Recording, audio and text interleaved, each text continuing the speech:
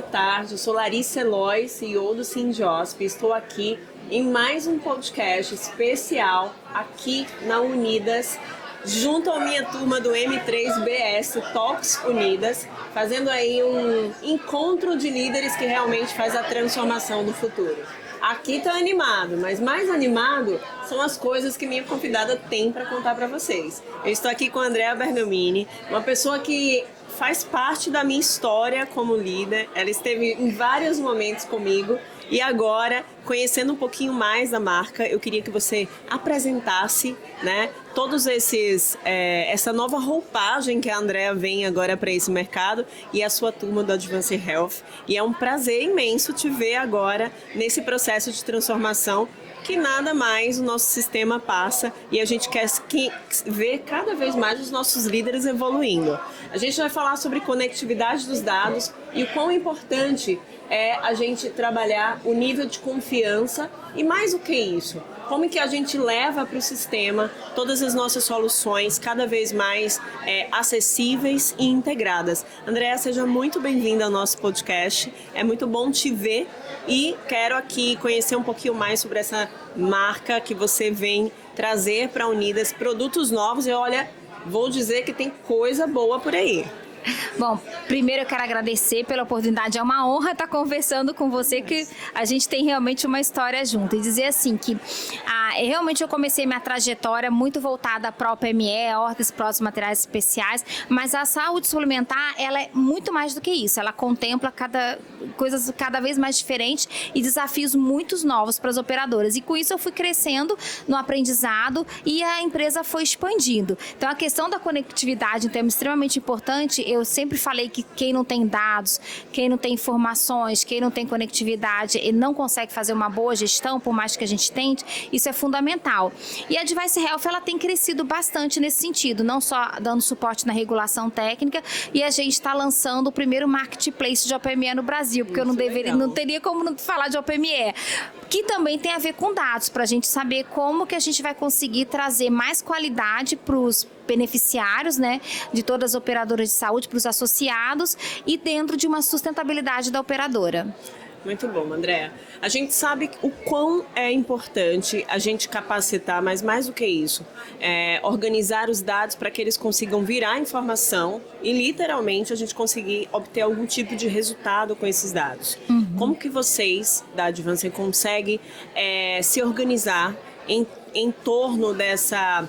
Vamos dizer que a falta de confiança do mercado, né? Eu nem vou falar de fragilidades e fragmentação, mas assim, a gente tem um público que não compartilha o dado, não tem a confiança no seu dado, até maturidade, né? A gente fez uma pesquisa no Sindiosp há mais ou menos uns 4 meses que falava sobre maturidade. Somente 10% das empresas respondentes falam que tem a confiança no dado. Então, queria que você contasse pra gente um pouquinho como que você evolui, sabendo sim das fragilidades do sistema, mas como que gestores podem dar esse pontapé em ter o dado mais confiável. Perfeito. Bom, dentro da Device, a gente tem lá um sistema de BI, de Dash, para trazer muitos dados relacionados à regulação. Que tipo de dados? As principais patologias, as principais cirurgias do beneficiário, o perfil do beneficiário, os materiais que estão mais sendo utilizados, o custo, qual a rede prestadora que tem maior custo, menor custo, mas a gente utiliza uma parte desses dados, porque só vem para a gente alguns processos. E isso é fato, as operadoras de saúde, elas têm uma dificuldade muito grande de ter os dados, ela tem os dados dela, o hospital tem os dados dele, o fornecedor tem o outro dado, e muitas vezes empresas prestadoras têm um dado diferente ainda. E a gente vê que a tecnologia tem evoluído em todos os âmbitos, mas na saúde precisa evoluir mais rápido. A gente já tem prontuário eletrônico, a gente tem vários sistemas de tecnologia que podem fazer isso, mas a gente vê essa dificuldade principalmente na integração dos sistemas que a gente tem hoje. E dado é vida. Como é que eu vou fazer uma gestão de um paciente diabético que pode ter complicação, que pode vir a fazer uma cirurgia? O ideal é evitar a cirurgia, principalmente principalmente no Brasil, que é um Brasil que está envelhecendo, que foi o tema, né, do Congresso, né? Quando a gente fala de autogestão, a gente tem uma carteira diferenciada, não é uma carteira jovem normalmente.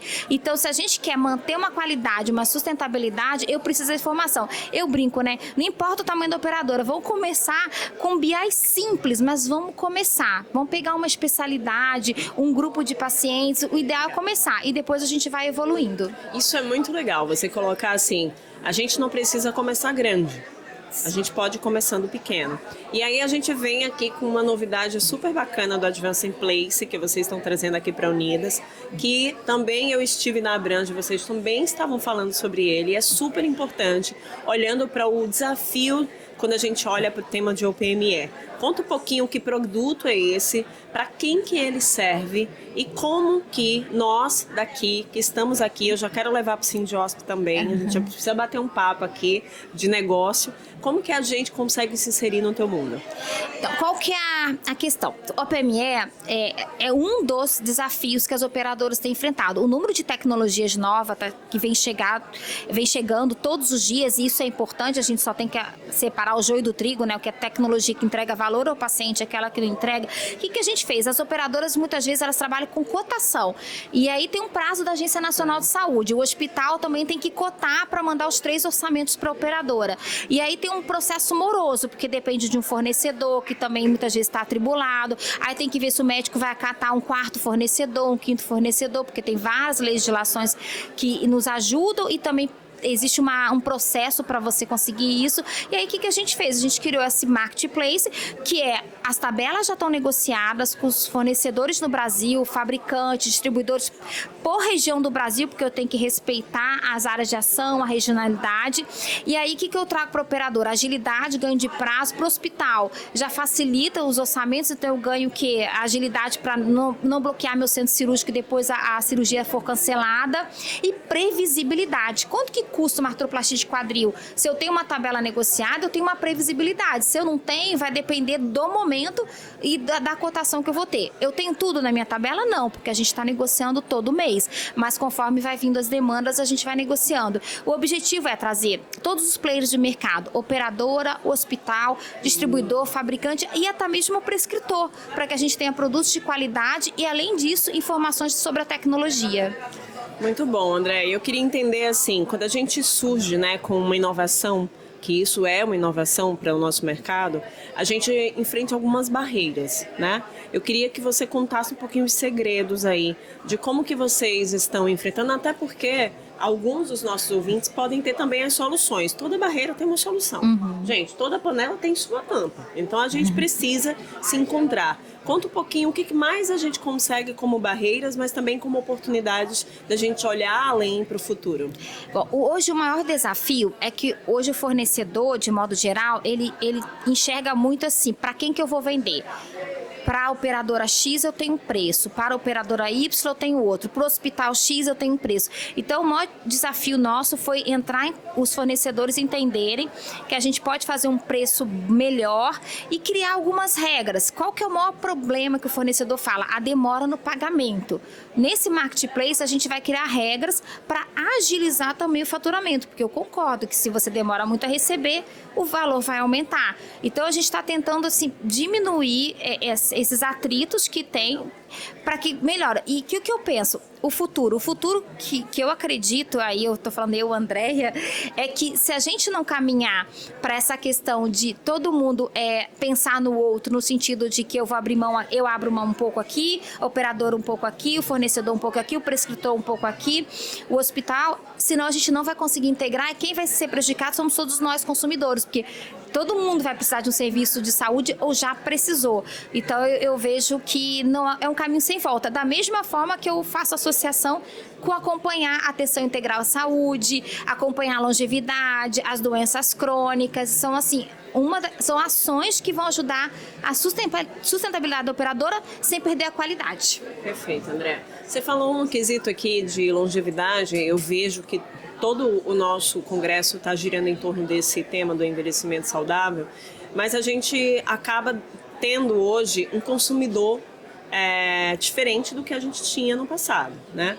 a saúde, não só a saúde está mudando, o sistema de saúde está mudando, mas a gente vê aí um novo perfil de consumidor. Inclusive a Luciana Infante falou um pouco sobre isso. A gente vê as crianças tendo outros tipos de necessidades de saúde, né? Até avançando, saúde mental, pré-adolescentes cada vez mais adoecidos na parte mental. Traz aí a nossa geração com muito mais prevenção e cuidado e a nossa população idosa tendo aí, graças a Deus, um envelhecimento mais saudável, mais longevo, mas trazendo desafios para o setor inteiro. A sua solução, ela tem aí também esse olhar, né, de conectividade dos atores.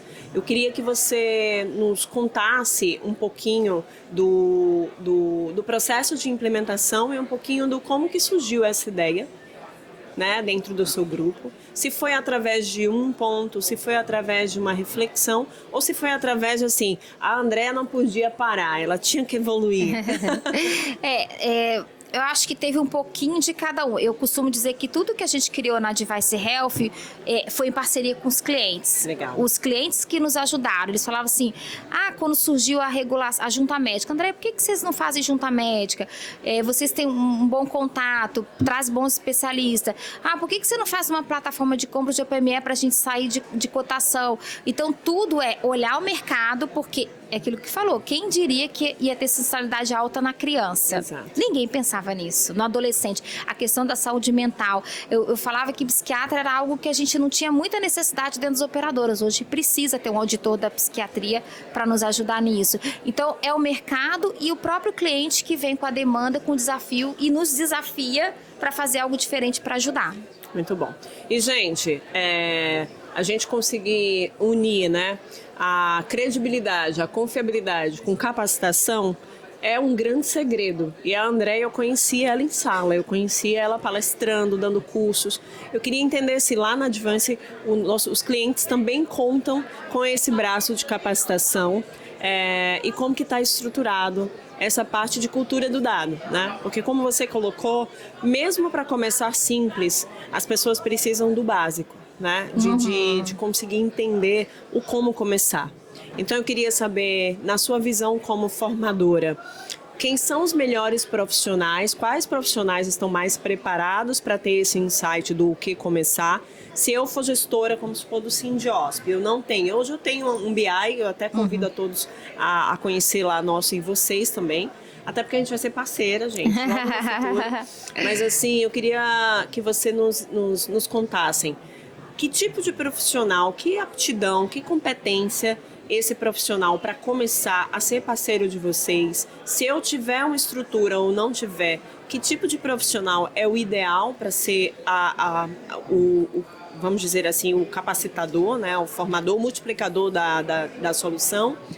E como que vocês trabalham a parte de capacitação? Se durante todo o processo tem aí uma trilha de capacitação, eu sei que tem, porque você não ia deixar a sala de aula assim tão fácil.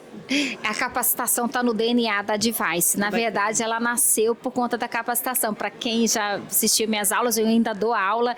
Eu lembro de fazer muito curso para Unidas e para mim é nesse momento que a gente troca mais experiência. Então, todos os nossos clientes, eles recebem capacitação, a gente sempre faz briefing com eles. O que eles estão tendo mais dificuldade, a gente traz profissionais.